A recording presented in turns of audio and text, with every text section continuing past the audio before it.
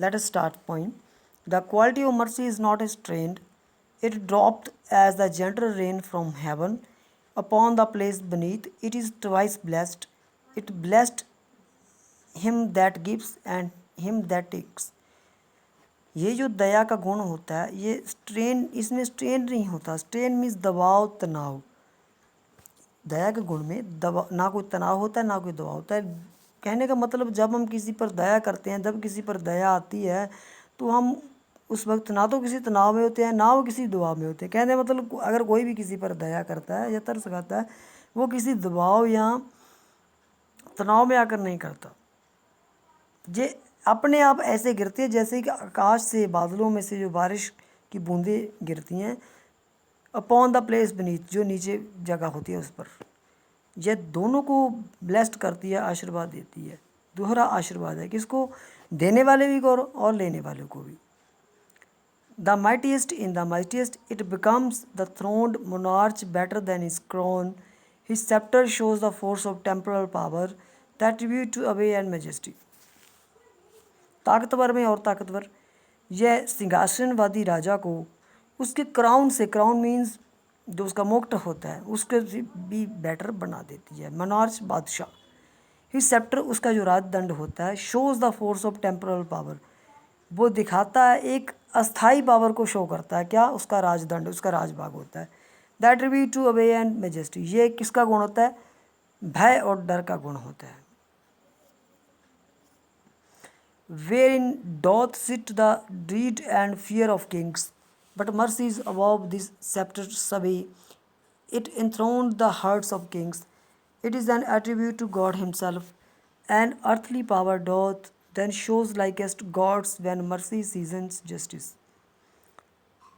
जहाँ की लोग राजाओं के भय और डर से, उनके राजभाग से डरते हैं, उनकी महिमा से डरते हैं,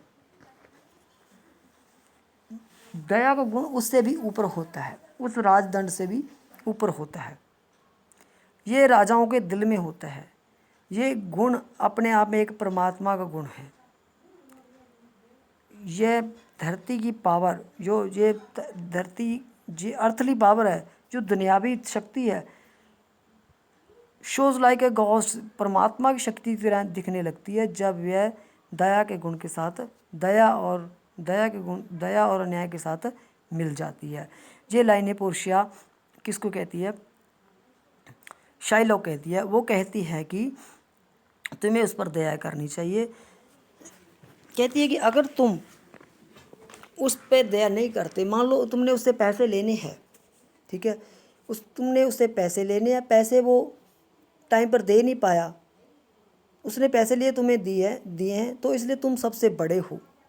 इसलिए वो राजाओं का उदाहरण लेती है कि राजा की महिमा और भय से लोग डरते हैं.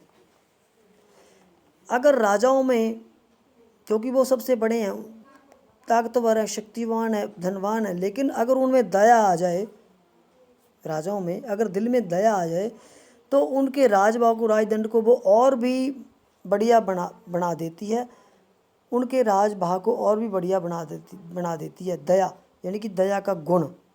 तो इसका जो राजभाग और ताकत में अगर दया आ जाए तो ये और ही बहुत बढ़िया सम्मेलन होता है. तो ये उदाहरण लेते हुए वो कहती है कि अगर तुम उससे पैसे लेते हो, अगर वो तुम्हारे टाइम पर पैसे नहीं देता, अगर तुम उसके सीने से मांस निकालते हो, ये अन्याय नहीं है, ये न्याय नहीं है.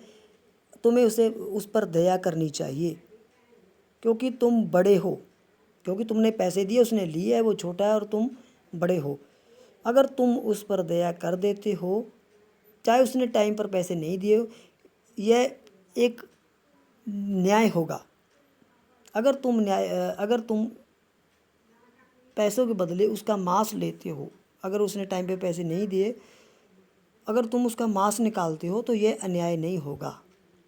न्याय नहीं होगा. अगर तुम उस पर दया करोगे तो ये बहुत बड़ा न्याय होगा. तो तुम्हें उसे दया करनी चाहिए. ये लाइना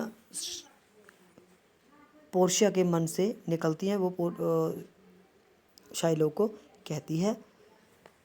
तो ये थी पोइम जो मर्चेंट ऑफ वेनिस में से ली गई है, जो पोर्शिया के मुंह से निकली हुई लाइनें एक पोइम का रूप धारण करती हैं। So please read it carefully and learn its central idea. Thank you. Have a nice day.